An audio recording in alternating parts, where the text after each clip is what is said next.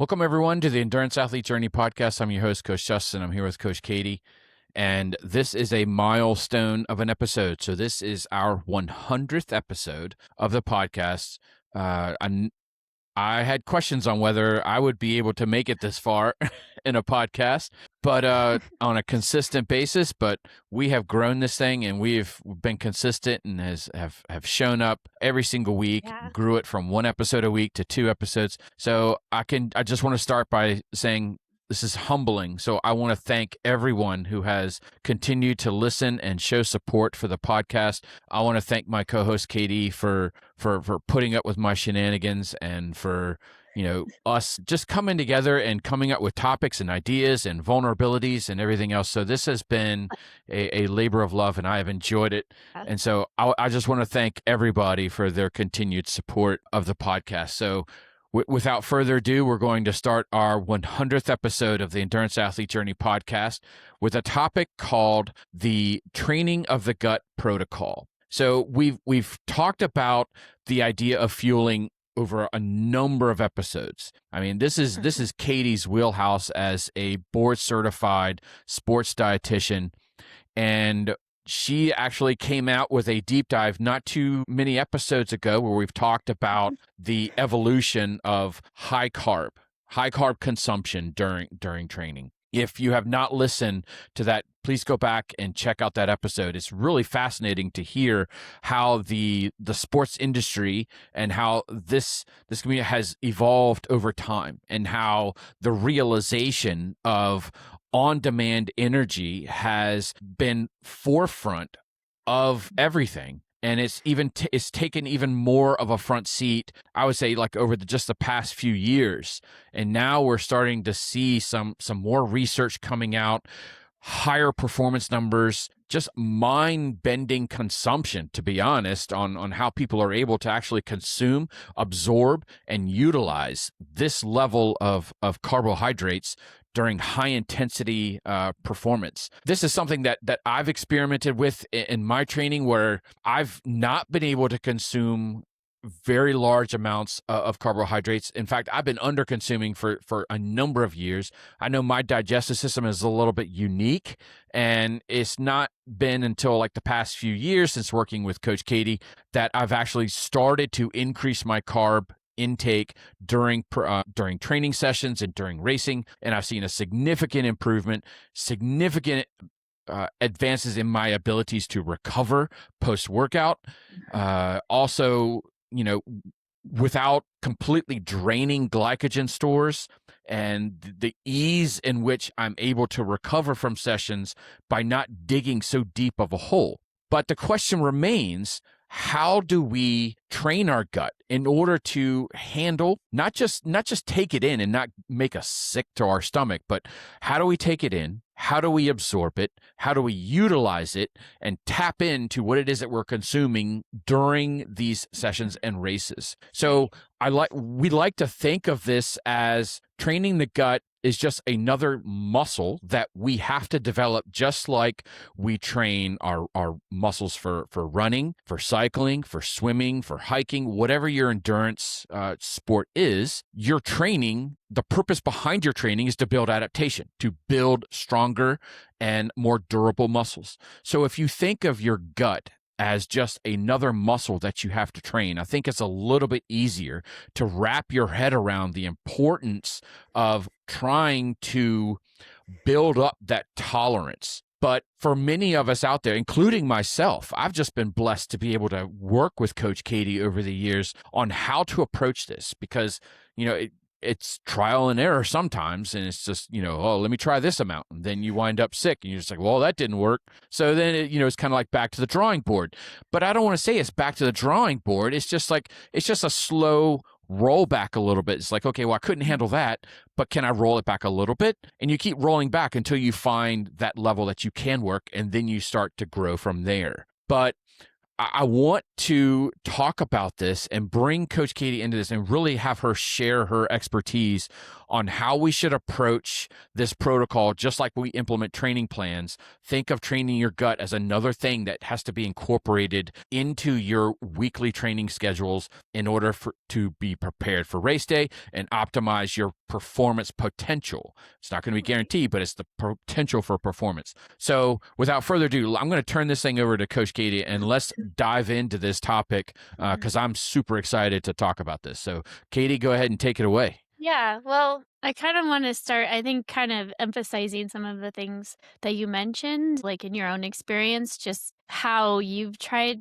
implementing more carbs and how that has helped you maybe not dig such a deep hole in training, recover, and maybe potentially, like, even with races, just performing a little bit better. I mean, I know it's hard. I think some of the numbers that we're seeing people consume, we'll talk about that a little bit as well as like what is maybe most appropriate for you as an individual. It may be a bit different than what we're seeing some of these professionals do. We'll kind of dive into all of that, but that's something I've really noticed. I think I talked about in my deep dive was how as I've implemented more carbs, during my training and not just the longest things I'm doing. I mean, even sometimes 90-minute sessions fueling during. I just feel like that's a big piece of why, even in now my 40s, I'm able to train somewhat at the level I'm able to train at and recover fairly quickly, considering, it's definitely not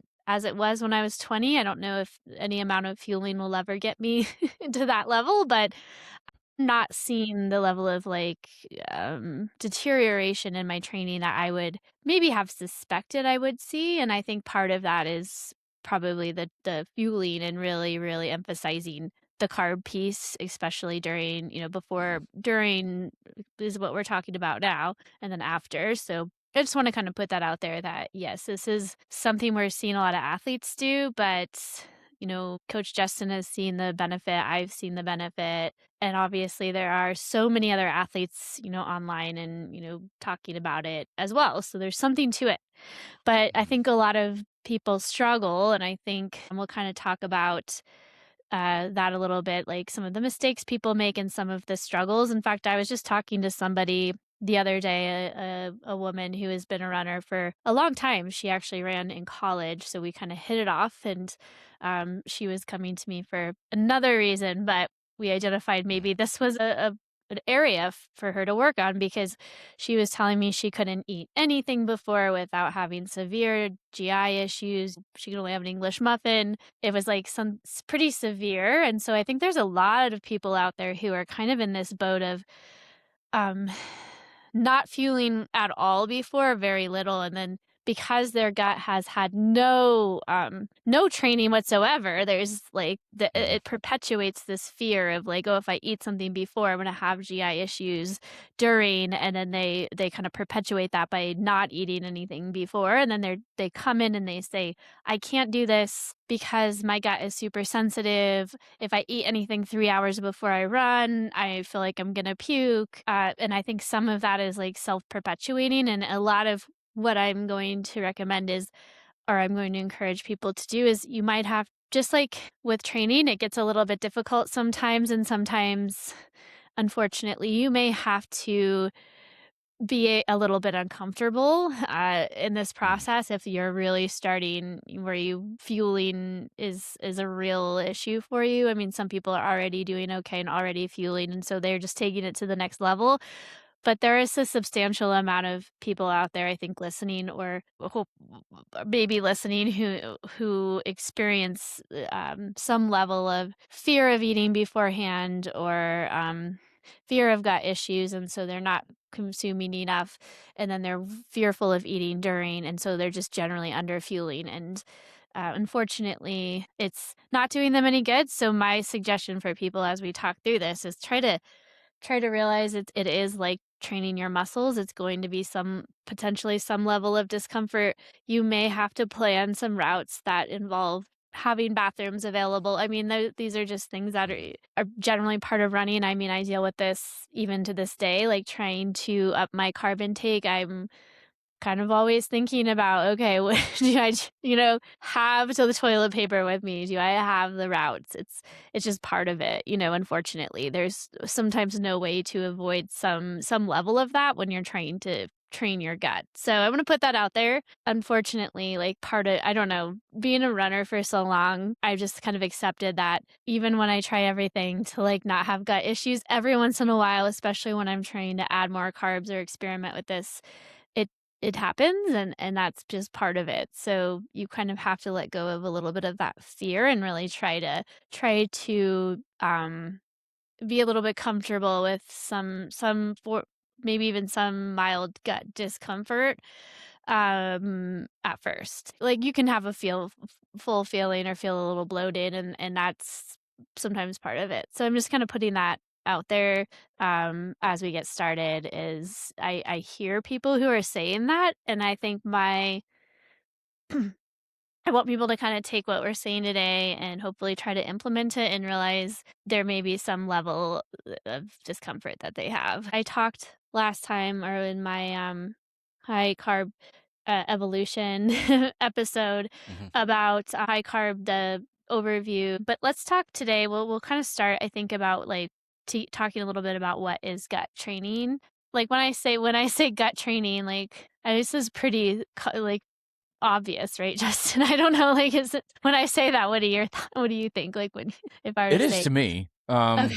but I understand the principle behind it and the need for it. I think, and when you were talking about the fueling beforehand, there's something that I would like for you to comment on, and what I think I know the answer to, but I'm not confident in it. But let's go forward with it. I think that sometimes the reluctance for athletes to fuel prior to a training session is sometimes they're going into their activity because they're interested in maybe like losing weight or not gaining weight. So they believe that if they do these fasted Mm, workouts, that uh-huh. it's going to force their body to become more fat adaptive, or they will burn this quote unquote brown fat, which is, so what I'm curious about and what I think is the difference is there's a difference between exercising for weight loss and then training for performance. So I Mhm. think that if you're going to be exercising for weight loss, then maybe it's a viable strategy to not consume carbs and calories prior to a workout, because those types of intensities tend to be on the lower end of the intensity spectrum, right? Because if we want to be fat adaptive, then we want to stay to that left hand side of the crossover where we go from burning fat for fuel versus burning carbs for fuel. Yeah, there might be, So, like, certain instances where we can sort of pull that lever, so to speak, of, like, doing a really low intensity run, fasted. I generally wouldn't recommend that very often in the training when you're leading up to yeah. an event, because of the risk. That's how it kind of is so depleting, especially if it's like a longer run and you're like, "Oh, I'm gonna try to do a 2-hour run fasted." It's just very depleting and hard to recover from that. And there is maybe certain times you would do that, maybe in the base phase season, in order to kind of pull that, like, yeah, I'm going to try to be a little more fat adapted, like we've talked about that Hmm. adaptation piece and the metabolic efficiency kind of piece. And it does depend if somebody is just like maybe not training for a race, obviously, maybe they would be able to do a fasted workout. Although I think sometimes fasted workouts don't always benefit people like they think they're going to, Yeah. because they might eat more later in the day, and then it's basically you're not doing anything. It's not that little bit of fat you're burning during your workout is mitigated. You're maybe eating more later in the day, so there's tendencies for people to do that. And I'm not gonna dive into that rabbit hole too much, but I think when we're Hmm. talking about fueling, I do think there are a subset of athletes.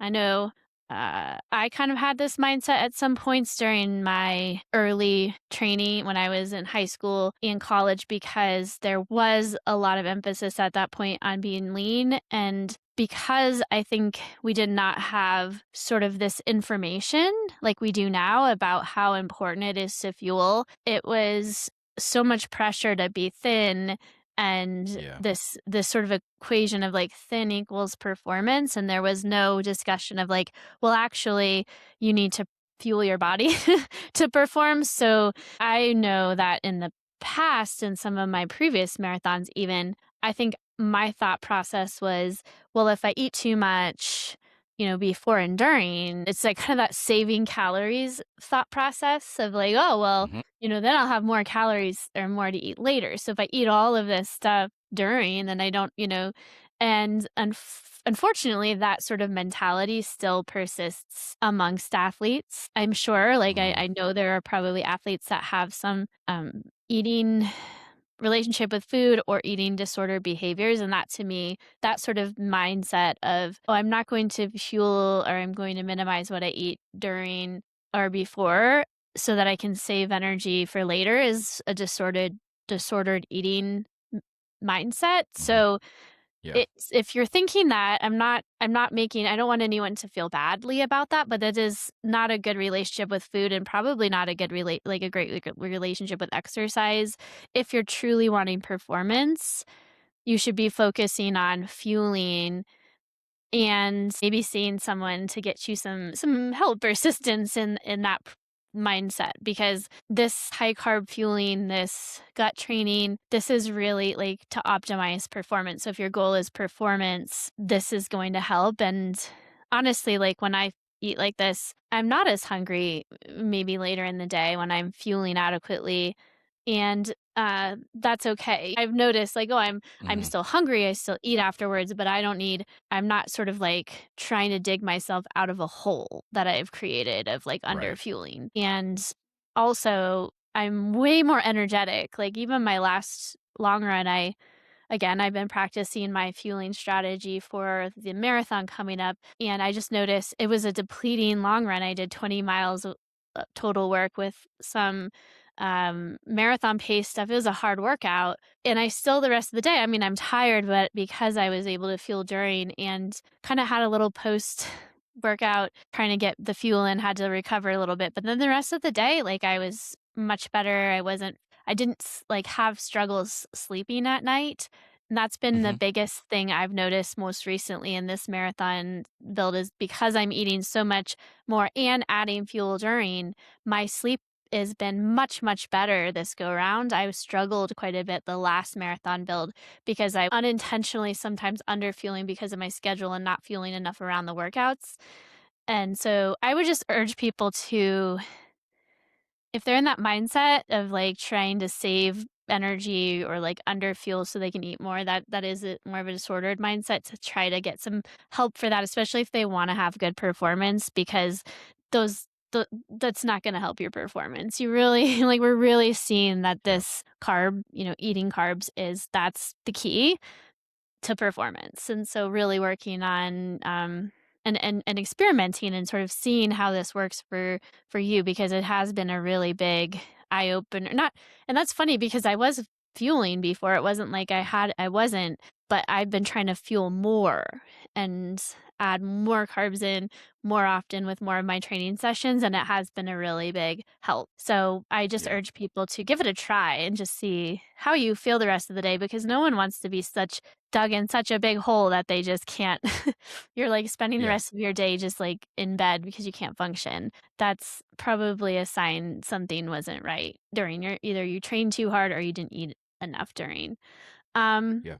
so let's kinda move on. I think with gut training, I mean, I think it's obvious, like, it's just basically the training of your digestive system. It's the process of sort of teaching or training your gut to tolerate more carbs, maybe more fluid, more electrolytes. So not just carbohydrate, but just being able to kind of tolerate more of those things you're putting in, so that you can not only stay like have the carbs you need, but also to have the hydration you need and not because that's also sometimes an issue for people is trying to get the carbs and Yeah. also trying to get all the hydration, and then it becomes an issue when they're trying to do all of these things during exercise, and so it's just really this concept that the gut is actually very adaptable and just like muscles, like you were saying, Justin, so we can train it just like we do our cardiovascular system. And that's something we're really discovering more and more. So yeah. I mean, what are you where are you at? How many carbs are you kind of able to get when you're I'm just curious where you're at with your carb Yeah. intake during. I will say during my early quote unquote career in the sport, I just went off as little as I could eat, Mhm. and definitely my performance suffered. And then as I kind of progressed, I would say, I never thought of the idea of training the gut. I just thought the gut was what it was, which is why this is such a fascinating thing for me, is because I just thought that I was just always limited. And I never thought about training it as a muscle like I would like any other muscle in my body. So, if you're out there as an athlete and you're thinking, oh, I just can't take it in. I just can't take it in. I don't want you to feel like that's your limitation, that's where you are, and you just have to work around it. Uh, so right now, I've worked my way up to 60 grams of carbs an hour. Mhm. That's where I'm currently at. But what I have realized is that you have to you have to think of it as like as training as well. And the reason that I liked that description or the analogy of training the gut like you would train a muscle is because when you take a break from training, your muscles they wind down a little bit, they kind of deload and stress, and you may lose a little bit of fitness. Just like if you were to stop Mhm. lifting weights for a significant amount of time, you lose strength. So when you stop training the gut and you stop introducing it all these carbs while you're training, your gut kind of regresses like a muscle does. It loses strength, quote unquote strength. So when I took a break after Ironman Florida 70.3 in last December, and I stopped kind of like training the gut, and then I went back to it, I couldn't go back to the 60 grams right off the bat. It's kind of Right. like I had to wind it back a little bit and say, okay, now I'm going to start off at 40 and then work my way back up Mhm. to 60, because I made that mistake on thinking, well, I've done 60. 60 is where I'm supposed to be. I'm going to jump right back into 60. And I Mhm. wound up with just a nauseous stomach.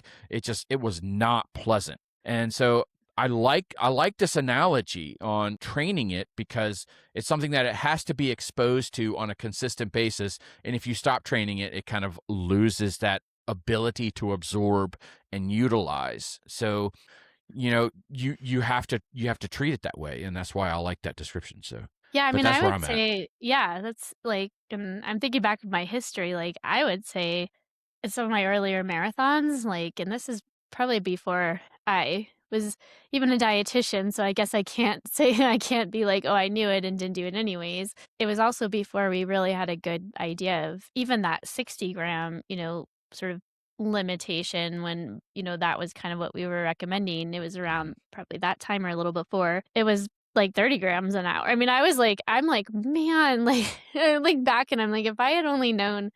And it's hard, you don't wanna, like, go back in time. You can't go back in time, so you can only just say what you've learned, but it does make me wonder if I'd known what I know now and had all of this information, not only with this, but other things of training that I know now. Yeah. Oh, man, in my 20s, I would have been unstoppable. I would have been yeah, I would have had a lot more success, and that so, I hope that individuals who are in their 20s, Yeah. aren't like are taking a notice of some of this and really implementing it because it does help, and obviously anybody at any age, at any stage, but it does make me think because now I'm pushing like 70 to 80 grams an hour is kind of where I'm at. I don't know. I suppose I might at some point try to, if I'm doing another marathon in the future, like try to get that up a little bit and just see where my limit is. But that's where I'm at. It doesn't, and that's the thing is it. we'll talk about some of those higher amounts people are getting. But 60 to 90 grams is really the sort of optimal, like what's recommended for most individuals who are training and racing. And so we do see some of these really high carb amounts of like maybe 120 and 140 for some of our, Yeah. it's been reported in some of our Tour de France stages with some of the cyclists. Might Mhm. arguably be a little bit easier in a cyclist for a cyclist to get a higher amount because there is a aspect of it with running where the mechanical sort of stress or bouncing around of Yeah. the stomach can make it a little harder to get that much. But like I said in my last episode, Sebastian Sawe, who was the sub 2 hour, the one that won London Marathon, who ran sub 2 hours in the marathon. He reportedly was around 120. It might have been more, trying to, Mhm. like, source that out, but it was a lot. There's quite a bit of carbs that he was getting, and so I think people see that and they're like, "Oh," like, and this is common to be like, "I have to get that amount." We have to remember, though, like, these elite athletes are sort of on a league of their own, and in training as well. Like, I watch YouTube videos, I'm fascinated sometimes with their training just more out of interest. Do I ever emulate the training that they're doing? Absolutely not. Like, I might take ideas of some of their workouts and maybe like change it up, but I absolutely want you to remember that these individuals who are consuming those really high amounts, and even David Roach, who's the ultra athlete who really pushes this high carb, I've heard him say, like, this is where it kind of irritates me a little bit. Like, "Oh, I'm the only reason that I'm this good." He won, Leadville 100 a couple times, and he's competed in, like, Javelina and a few other ultra distance events, kind of insinuating that the only reason that he's able to do what he's doing and be that good is because of the high carb Yeah. fueling and getting 120 grams or whatever he's doing an hour. That is not. I mean, yes, it's gonna help you perform better. I don't want you to have an like, I don't want your expectation of this to be that, "Oh, if I'm getting 120 grams an hour, I'm going to then be able to win Leadville 100." That actually does take talent. Yeah. You know what I mean? Like, he may not admit he has some sort of talent, but to tell people, like, to sort of insinuate that the only reason he's doing that is that I think sets up a bad expectation. So, yes, like we're saying, it does absolutely help your performance.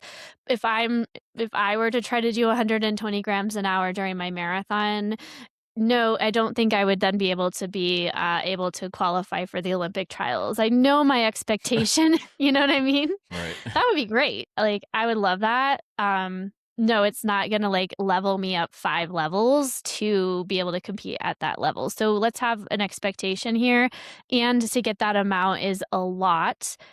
Most people's limit might be closer to, and I don't wanna limit people, obviously, like, if you wanna experiment with this and see where you can go with the carbs, like, the sky's Mhm. the limit, you do it, but 60 to 90 grams, I think, is practical for most people. So please remember that, because if you're trying to get more than that, or you're trying to emulate what these elite people are doing, like, don't be disappointed when you're really struggling and you're just not able to get there. You might be just fine with 60 to 90 grams, and the level of work they're doing is very high. Like, for someone like David who's running that 100 miles, and I don't know, like, 15 hours, 16 hours. I don't remember what but it's a crazy fast.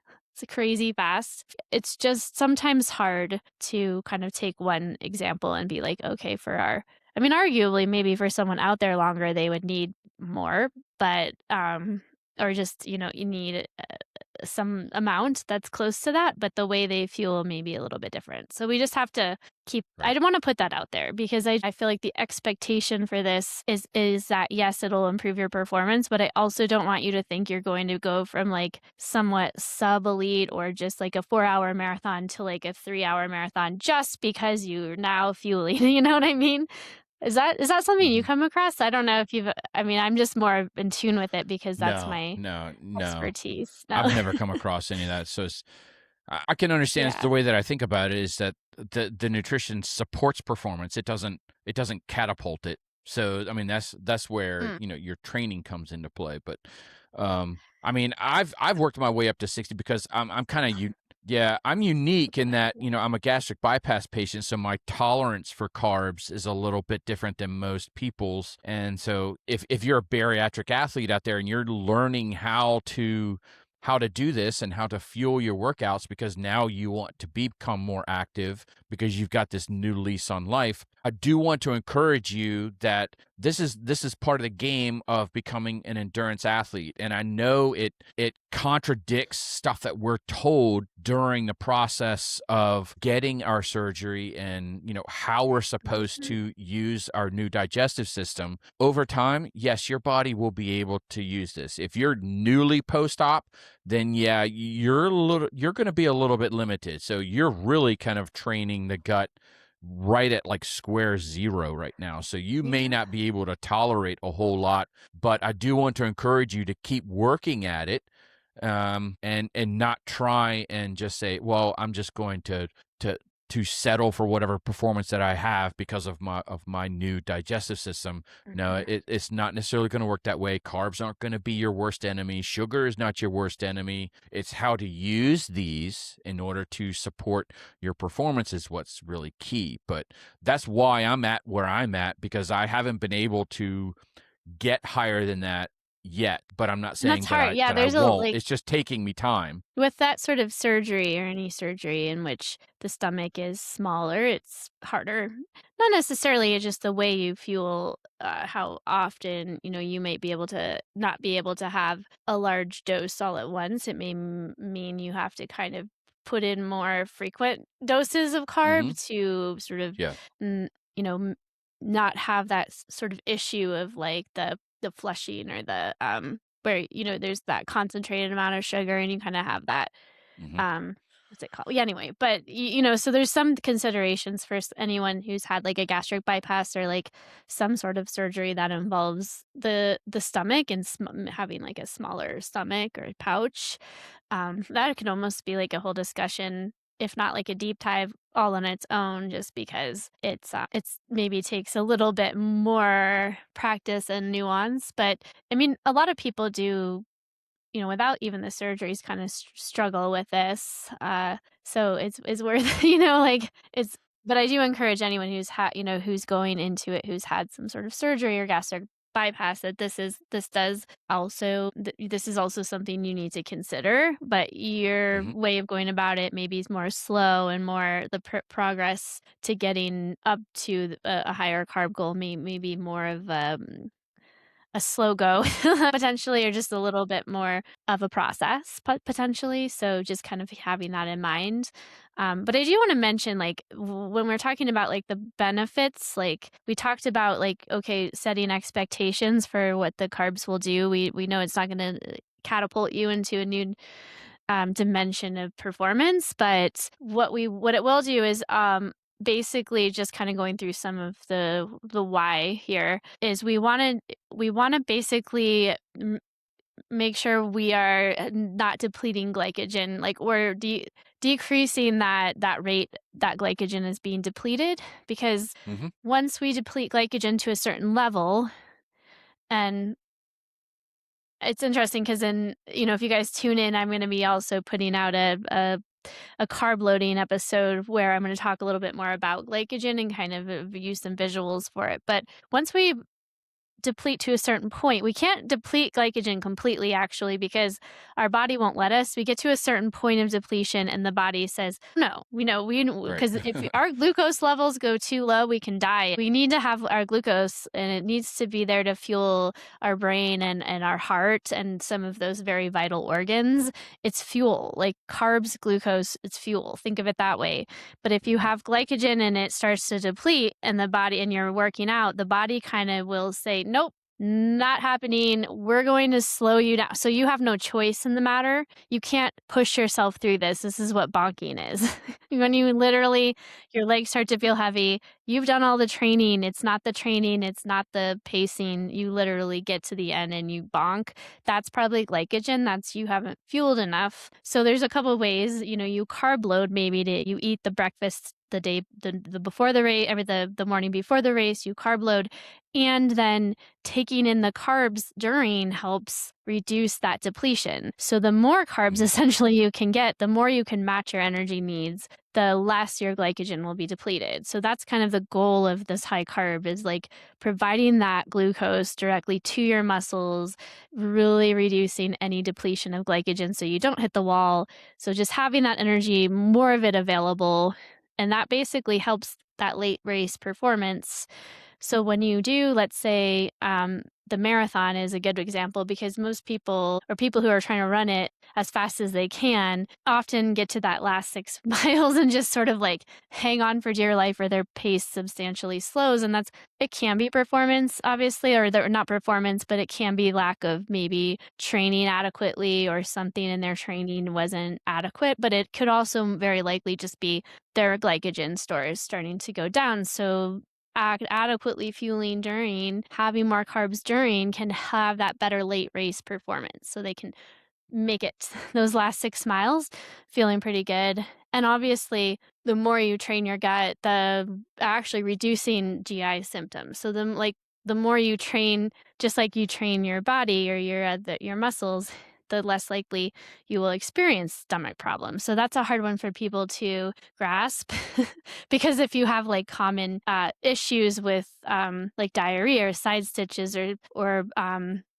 feeling bloated or nauseous, actually training yourself and fueling more consistently during your training and really training the gut reduces those symptoms. And so just remembering you got to Mhm. practice it. So, yeah, it's It's counterintuitive because I think when most people experience that, they think, "Oh, well, maybe I shouldn't eat anything so I don't get these." They don't think mhm, that, "Oh, if I eat more, it may actually help get rid of these symptoms." So I think that that's a right, really important point that if you start to experience these symptoms, it might seem a little abnormal. It's like, "Oh, well, maybe I need to consume more." So don't right. cut back, try and consume a little bit more, and if it Or starts to over the weeks that you start to implement this protocol, if it starts to get a little bit better and improve, then you know, oh yeah, okay, so I was under fueling, I was mhm, under consuming, in order to support the intensity that I want to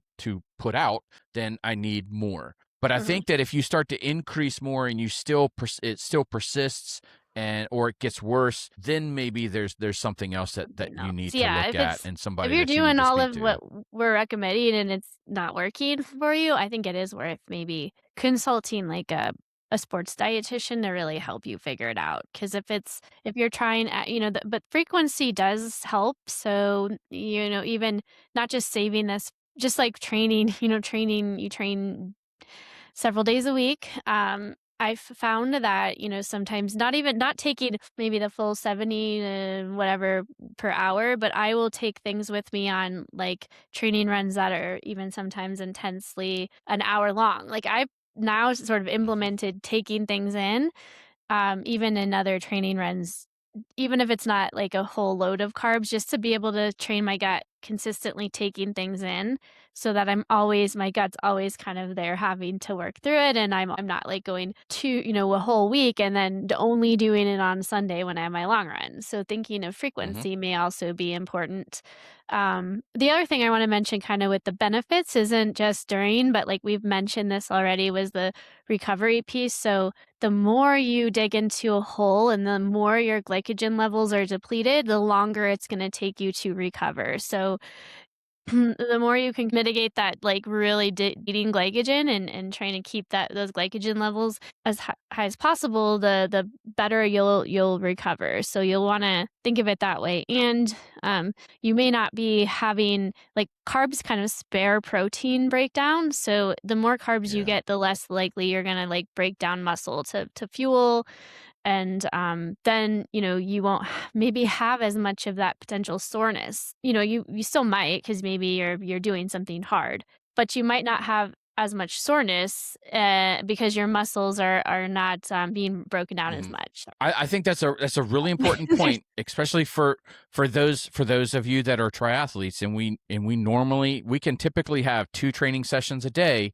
So learning how to fuel during your morning session, even if it's like 60 minutes or so, taking in a little bit of carb before the training session and then during it may actually improve the quality of your evening training session as well. So please pay attention, Uh-huh. because that's something that I think triathletes are Oh, notorious triathlete, for yeah. because Oh, because triathletes we would we train benefit multiple from times a that. day. Yeah, So yeah, yeah, because this is, like, almost even more important when you train multiple times a day because, if you do, like, a run and you have a couple recovery days before the next hard workout, I mean, you have almost, like, a whole day before your next workout, but for triathletes, because there's oftentimes several, at least a couple workouts a day, recovering as much as you can from the first workout allows you to be able to perform better, and so you don't have as much time to yeah, replete or replenish glycogen. So by having the carbs, even if it's an hour,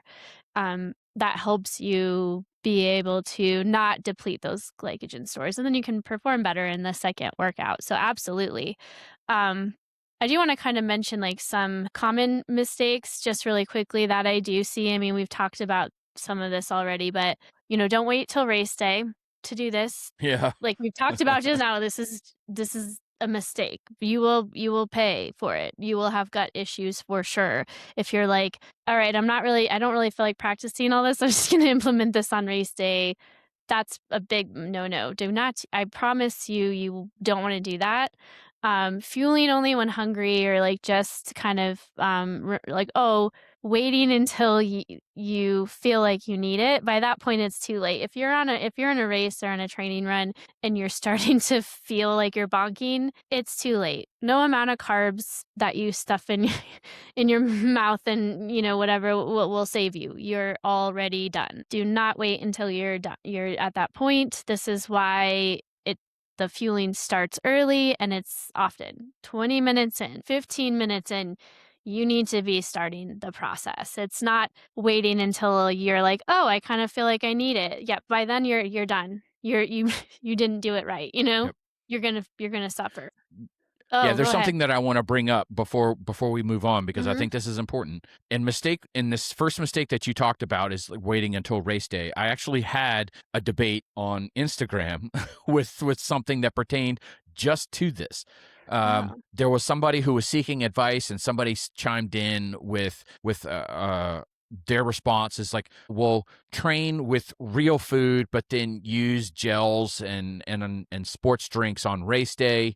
That's something that I'd like for you to touch on. And then the method of train low, race high. And it's something that we've talked about in another episode Right. before, where you go in and you're training on low glycogen store or low fueling, but then over fueling on race day. And I think that that's what generates a lot of this GI Mhm. discomfort. But the one thing that I do want to talk about is not all carbs are created equal. And so I really want to touch on if somebody is training with real food. So let's say that they're using potatoes or sweet potatoes, or they make their own like rice bars and things like that, and they use those in that for training because they feel like maybe it's better than just, and it's cheaper than buying all the gels Mhm. and all that stuff. I completely understand. I get it. Mhm. But my problem with it is that when you go to race day and now you want to use gels, I don't am I wrong in saying that I don't think that the body will treat the gels the same way that they would have reacted to the real foods? Is there a different process that the body would try to absorb and break that down? Um, Um, can you talk I a little think bit that about that? there's there's a lot of danger in that because you haven't practiced it. Like you just don't know how your body's going to react to the gels, which are very concentrated amount of sugar. If you're just doing like Mhm. rice balls or something, there's different kind of starch there, so you're digesting it a little bit differently. So your body may react a little bit differently to the gels, I understand there's an expense to it. So, but whatever and I don't think there's any problem with like I'm actually utilizing Sour Patch Kids watermelon gummies in my marathon because I don't like the other kinds of gummies very much that are like the sports ones, and those ones taste good to me. Like so, I'm Hmm. doing gels, but I'm also doing that. It's okay. You don't have to stick with the products, but whatever you're doing, like, in your training, you've got to be using in race. You can't wait till race day and be like, "Oh, I'm switching over to gels," because what if you don't tolerate something?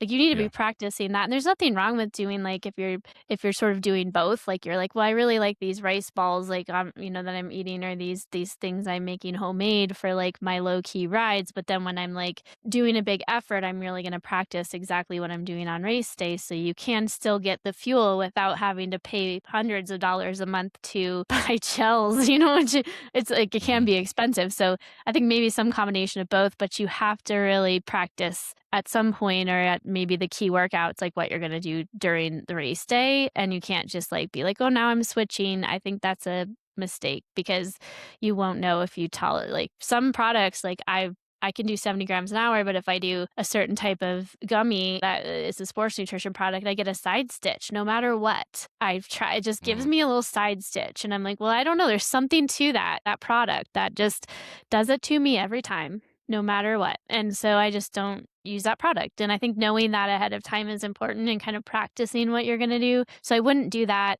And then the second point, I think now we're really starting to move away from this whole like train low strategy as like, Yeah. okay, you do that, you're leaving yourself like this whole era of like low carb fueling, training depleted. You're just not getting enough out of your training, like your daily training runs aren't you're not going to get enough out of that. You're not going to recover adequately, so you probably get to race and just be like unable to perform well. So I think we're now seeing like Right. yes, there may be like a point in your base phase outside of your training for the race that you might do some sort of like, okay, I really want to work on fat burning, metabolic efficiency. Like you do that outside of the training phase where you're really those 12, 16, 20 weeks that you're doing that leading up to race day. Like that is not the time for that. So, um, that is, I think, really been debunked. I don't know why that's still Yeah. persisting, but I think I feel like for most people, yeah, you can do that.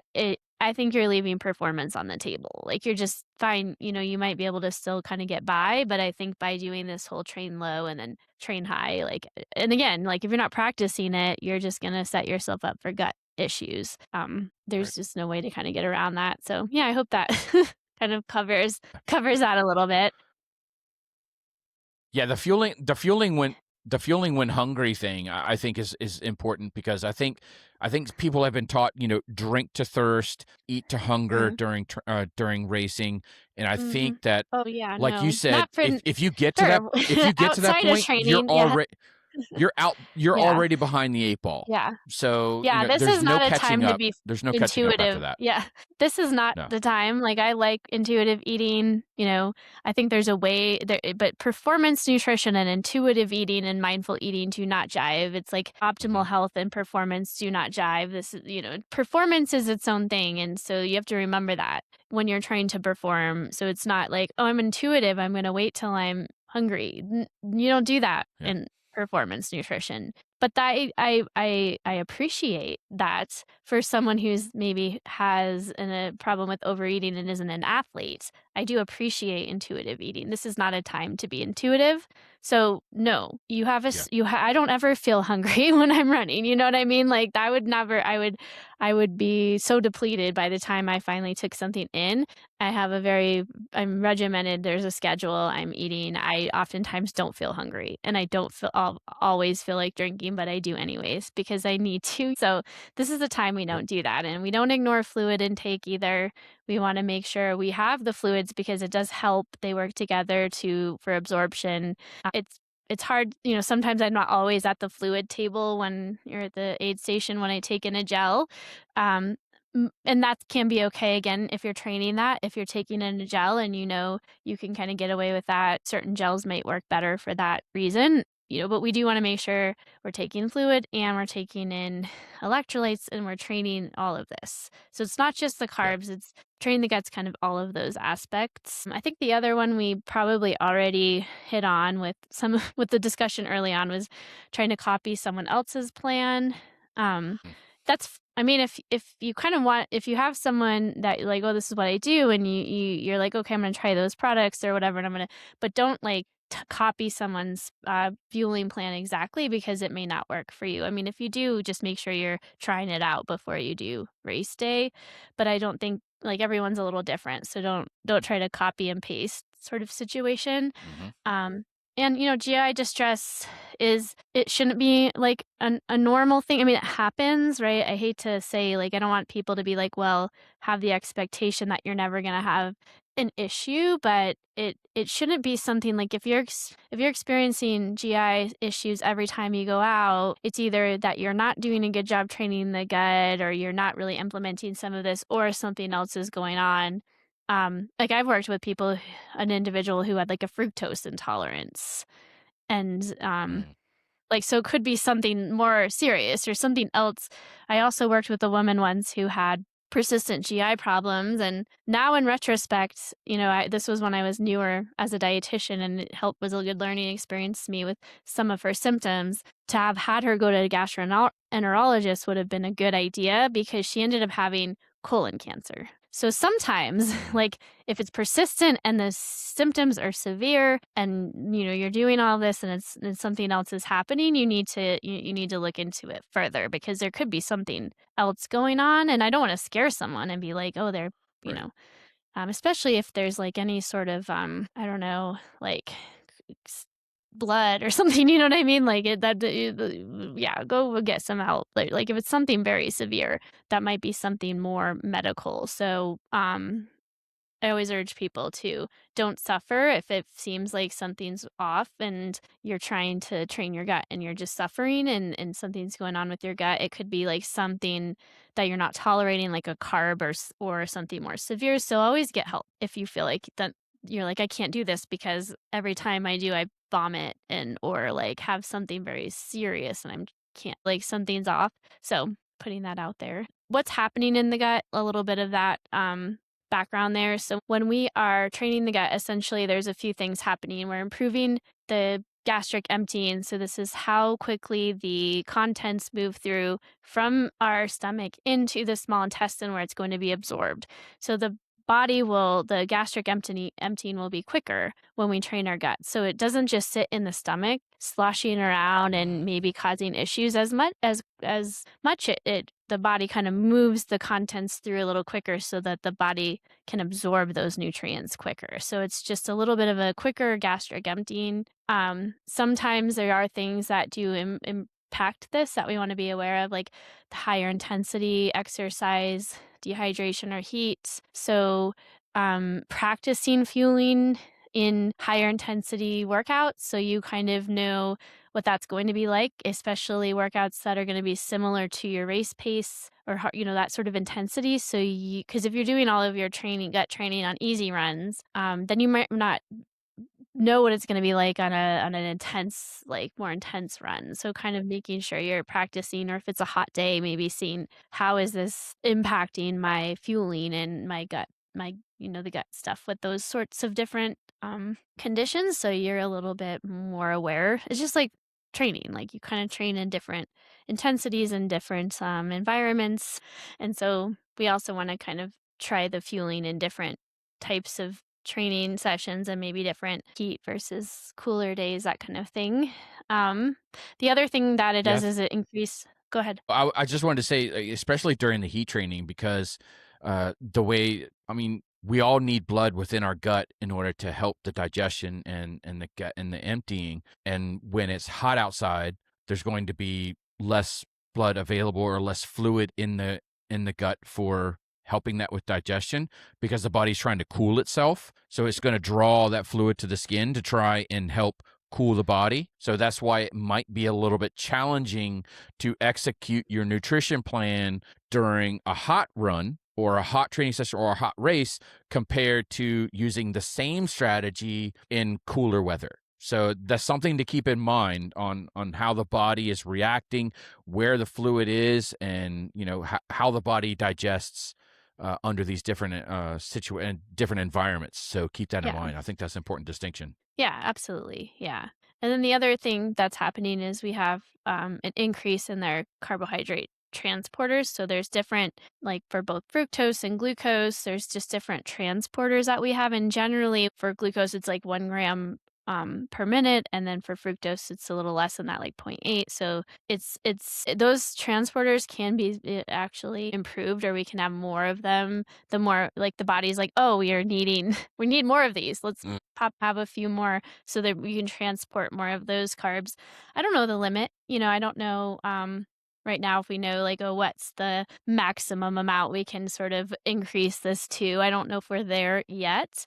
We're kind of getting there to learn more about really what's the max. We also have to kind of realize that each individual has like sort of a max amount we can absorb, but like how much can you actually like oxidize or utilize at once too? Like Yeah. some there's some limiting factors there. So this is why trying to get like the most you can possibly get, there might be like a limitation, just because even if you can absorb it, are you actually able to like break it down and utilize it, all. So there is that, piece as well. But this is basically what's happening. You have two things essentially that are improving to help you absorb better the carbs. And Yeah, the yeah. carbohydrate transporters is one of it's the perfect illustration on why simply copying and pasting somebody else's nutrition plan doesn't always work. Is because we're all set up differently, and I may have fewer of these transporters than what Katie does. So if I were to try and use her fueling strategy and just plug and play, that's why it probably wouldn't work. Mhm. Yeah, absolutely. I think, yeah. I mean, we don't know, yeah, individual differences too. There's always that. And something to, consider, because I don't think that's something that we could even really test very easily. I don't even, that's a good question. Like in a lab, how do they even know? They must be able to test that somehow. Anyways, I'll have to look that up, but it is an interesting thought, from person to person. I'm sure that's not easy to figure out. But yeah, so let's talk about like the how to in the last little bit we have, so people can have like a takeaway. Like, okay, you talked about this, the importance and all that. Let's talk about how to. So I think the very first step is kind of figuring out where you are now. If you're kind of at some sort of baseline of like, well, I'm really having a hard time not maybe getting in much, or it's like you're in your off season, ideally you would kind of start with this before the training even begins and really testing out different products. Like I do this even when I'm not, even sometimes outside of my training plan, like over the summer or something. I'm like, oh, I've done that with the Morton gels where I at one point I was like, okay, these are kind of this new technology and fueling. Like I'm going to try these. I'll buy some, or, and try them out with some of my training runs when I'm not in like a training cycle. Or sometimes I do, but I don't do it like during my key workouts. But I'll just like, okay, I'm going to try this, or with the watermelon gummies, I was like, oh, I'm going to try this like kind of outside of my training and see what happens, So I think it's always kind of experimenting is fine, but to have some level of like trying things out and figuring out, okay, this really works well. I had no issues with this particular gel or these particular gummies, but when I tried this other product, it didn't work well, or I definitely don't like the texture. Like the Morton ones for me, it was a texture issue. It was like it kind of made me gaggy, Something about it just was like I don't know, and I've tried it a few times and I'm like I just have a hard time with this. And I could try forcing that down, but it's just not going to be very fun. So I'm like, I'm not saying you shouldn't try those. It's just, there's different textures, there's different flavors, there's different sweetnesses. Like some of the gels out there for me are Mhm. so sweet, like birthday cake flavors. And I'm like, I can't do it. That's too much. But Yeah. I can take in maple syrup and that's super sweet, So it's like trying different things is all I can say, because everybody's different in what they like or what works. And so it's kind of fun. I'm not promoting this company by any means, but because I'm not involved with them in any way. So, but like that, the feed, they do like like you can order gels and things from them, but you can order like individual gel. Like it Yeah. costs more, but you can order like several individual products and have them send it, and then you try the products. That way you don't have to buy a whole box of Morton, which is what I did. I think I did. I don't know. Maybe I bought individual ones, but it's like, whoa, now I've got this whole box of these like $60. I don't know how much they were, but they're expensive. And I have to use them because I just spent this much money, you know? So, Yeah. and it's okay to try candy or dried fruit and things like that. But you just got to ask yourself if you can if taking in dates is going to work for you during the race. I mean, maybe it's an option just to fuel during other training runs, but you're always kind of having that in mind of what you're going to do for your race day strategy too. So Yeah. I love the idea of doing all natural products. I have a lot of people come to me like, I don't want to do the sports nutrition products, but the thing about it is they've formulated there's like sports scientists, they're like formulating those high carb, the Mortons, the specific gels and gummies and products. They're trying to make it so they are more tolerable, So you have to keep Right. that in mind. Yes, are they completely natural, like from the earth? Not really, but you're burning through it so quickly and you're trying to perform. So again, maybe during this time frame you don't worry about it because you're trying to fuel your body and you're burning through it. It doesn't matter. It's not like your body's like, hey, this is natural or not. It's your carb's a carb, and you're burning it so quickly that it doesn't really matter whether it's a natural product or something that has maltodextrin or glucose or fructose or something in a hydrogel, like none of that's natural, really. I mean, fructose and glucose are, but like some of these things are not natural, but they're burning through it so quickly and they're formulated specifically for this. So don't be afraid of that. Like have those natural, healthy products and foods outside of the training to help you That's what I was refuel all and about to recover. say. Yeah. Yeah, but not in training because you don't need to worry about it. Don't let that be something you should worry about because again, it's performance. If that's your true goal, then you're doing things that and that it's not like I said, you're just burning through it so quickly. It's not like it's having an impact on your health in that way. What I would say then step 2 would be like the progression. So, maybe if you're starting at 30 grams an hour, or again, like Justin said, maybe you're able to get up to 70, but then you take a break and you have to kind of start at square one. So let's do the example of 30 grams of carb per hour. So week Mhm. one, maybe you starting it, and I would recommend doing this kind of at the very beginning of your training plan. This is something you're starting also with day one of training plan. So the first 2 weeks, maybe you're adding in 30 grams of carb an hour. You're doing that. You're adding in those products more often, not just once a week during the long run.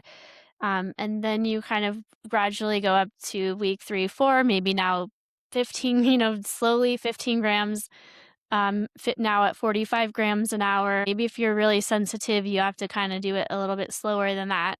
But then maybe by week 5, 6, it's up to 60. And once you kind of hit 60, though, I would say this is my recommendation is once you kind of hit that 60, since it starts to get a little more challenging after that, the increments may be a little bit smaller. So it might be like Yeah. 60 to 70 and then 70 to 75. And, you might not be able to go by 15-gram increments once you kind of hit around that 60, because that is technically like kind of where we've sort of recommended people be based off of the science from in the past. It's kind of where a lot of people tend to start to have more issues is past 60. So, then it may be a slower progression of increments in carbs per hour past that. But yeah, by maybe 6 weeks in, you're kind of at that 60 grams an hour, or wherever you're at. Maybe you're one of those lucky people that you're like, yeah, I don't have any issues. I can Yeah. take in more. Like, great. Like, then experiment with kind of what's the upper limit, for you.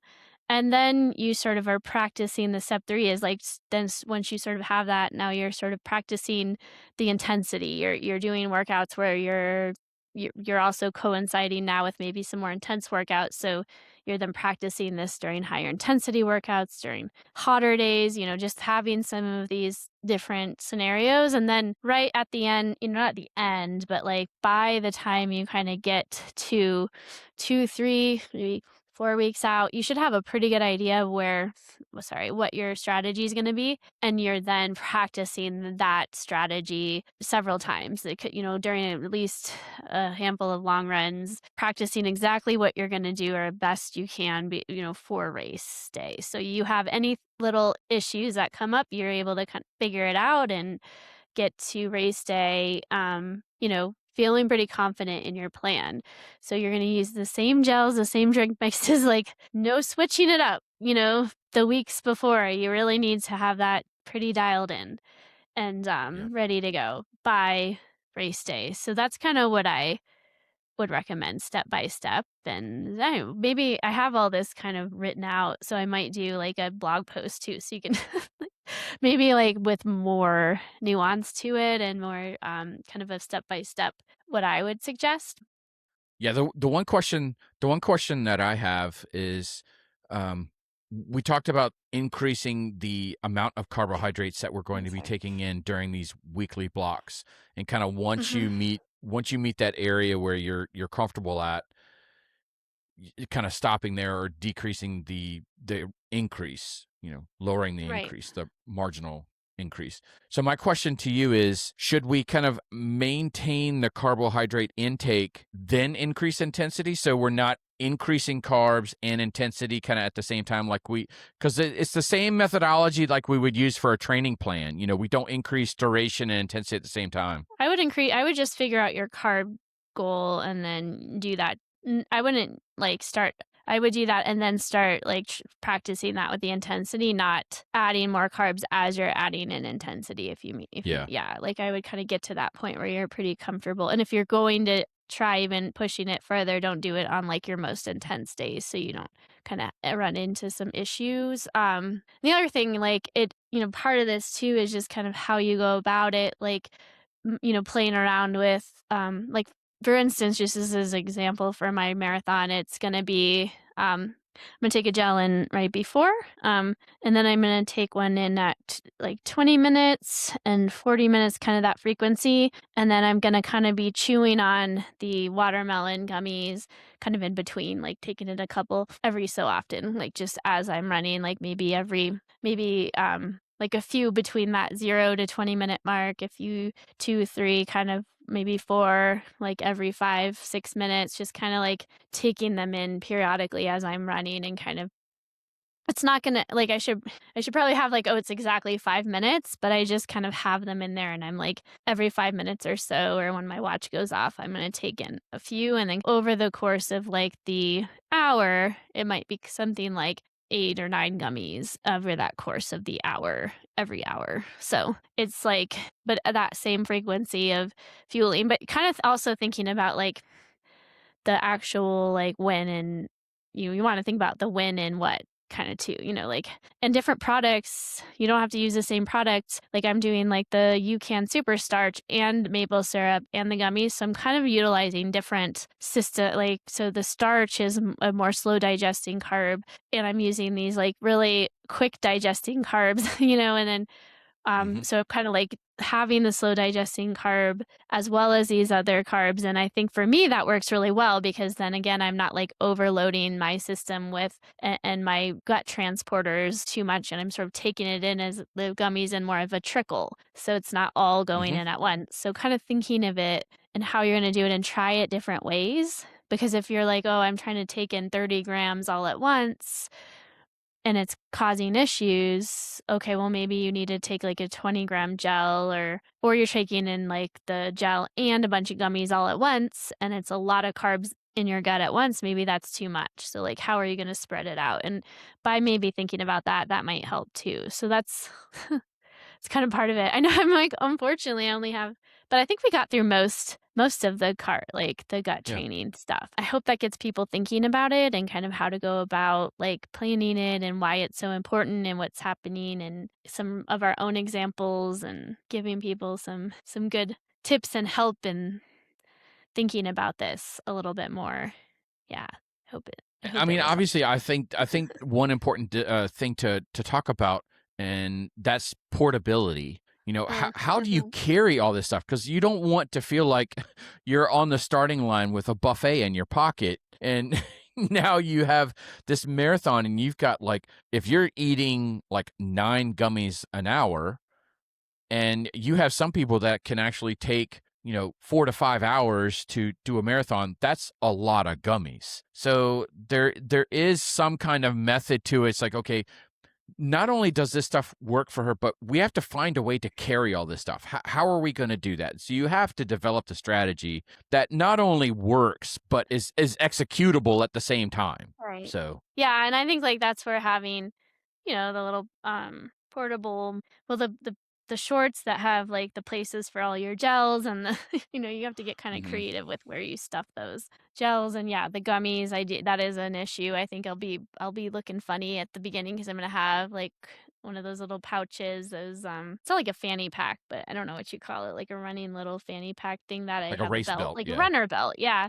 and it's Yeah. gonna be jam full of all these things, and then I'm gonna have gels in different areas, and it's yeah, it is hard. I think portability, this is where the pros have it really nice because they have their little aid stations, they can grab Yep. their stuff, and they don't have to jam it everywhere, but, it does become an issue, so you have to kind of think about, if it's more concentrated, maybe that's nice because you don't have Yeah. such volume, and, yeah, you Higher really do think concentrations, smaller sips, and just spread it out over yeah, long spread and it out, increase the yeah. frequency. So Mhm. yeah, you can go a Yeah, little bit more concentrated if you can just take smaller sips and just do it more yeah. often. You'll 'Cause eventually I mean, get the same amount of intake. my marathon is hopefully around 3 hours, so but if you're out there for longer, yeah, you and you're still fueling like, if it's still the 70 carbs an hour, like, then you have more you have to pack even. So it does become an Yeah. issue. That's another practicing point is, like, figuring out how you're gonna support all the Yep. portability of this. So I wanna thank you guys for joining us. So thank you for listening to this episode of the Endurance Athlete Journey podcast. Again, this has been episode 100. So we want to thank each and every one of you for your support of the podcast. If this episode has been helpful to you, and you also think that maybe somebody else that you know would be benefited from this episode and this topic, uh, we hope that you will consider leaving a comment and a review wherever it is that you're consuming your content from, whether you're listening to audio only or if you're on YouTube. Those are greatly appreciated. We have no ads, no sponsors, so it's not monetized. And sharing episodes with people that you think it would be helpful increases the exposure of the podcast, and that's how we grow this. So we want to thank you guys for being willing to share episodes and leave comments and reviews. Those are greatly appreciated, and it doesn't take very long. So thank you. We also have the Endurance Athlete Journey podcast group. It's that private group on Facebook that we started from the first episode. It's a closed group. All you have to do is answer one simple question and agree to the group rules, and it lets you right on in. It's a great way for you to interact with other listeners, see some of the additional content that we share, reach out to us directly, Q&As, all kinds of great stuff can take place out in that group. So we hope that you'll consider joining. We also are active coaches, and we are taking athletes onto our rosters. So if you're looking for somebody to help you along your journey, you're maybe super busy and you're tired of researching workouts, and or you just have had luck with template training plans, but you want to see what else that you might be able to do, we hope that you will consider one of us as your coaches. You can go to fuel2run.com for Coach Katie. She does dietetics along with run training plans. You can go to tabularossaracing.com. That's for Coach Justin. He does, I do. I do multi-sport and single sport training plans, custom one-on-one coaching as well. So we hope to just reach out. We're happy to talk to you and see how we can help you along in your journey. And we look forward to that. Until next time, thank you for joining us on the Endurance Athlete Journey podcast. I've been your host, Coach Justin, along with Coach Katie, and we look forward to talking to you again next time. Until then, Right. bye-bye, everyone. Bye. All right, we're out.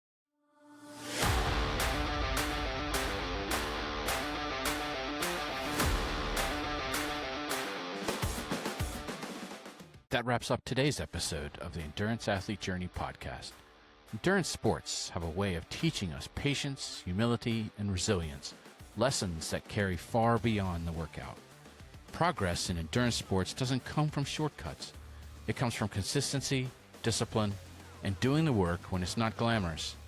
Wherever you are on your endurance journey, keep trusting the process and honoring the work you put in each day. If today's episode resonated, please subscribe, leave a review, and share it with someone to help on their endurance journey. Don't forget to join the conversation on our social sites to help build and foster a community where we all learn and support one another. We'll be back with more stories and insights from Coach Justin and Katie. Until then, visit the podcast website at theenduranceathletejourney.buzzsprout.com for more episodes from the Endurance Athlete Journey podcast. Have questions or comments about the podcast? Feel free to send us an email at theenduranceathletejourney@gmail.com. For all things coaching, visit Coach Katie at fuel2run.com and Coach Justin at tabularasaracing.com. Again, thank you for listening to the Endurance Athlete Journey podcast, and remember to find joy in the journey.